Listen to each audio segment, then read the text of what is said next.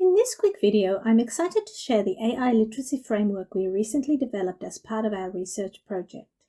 Our framework is built around 5 key dimensions: foundational, conceptual, social, ethical, and emotional.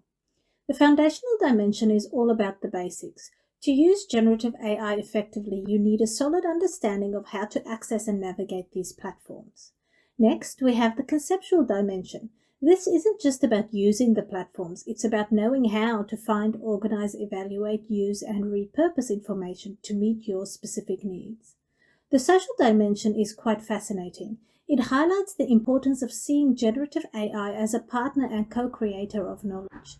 By working together with AI, you and the technology can create a shared discourse to achieve your goals. Moving on to the ethical dimension, this is crucial. We must consider the ethical implications of using these technologies. As responsible digital citizens, it's important to learn how to use AI platforms both effectively and ethically. Finally, there's the emotional dimension.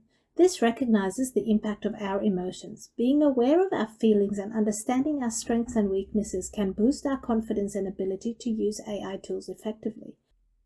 This socio-emotional awareness is critical for engaging with generative AI, guiding both its practical use and our thoughtful evaluation of its implications.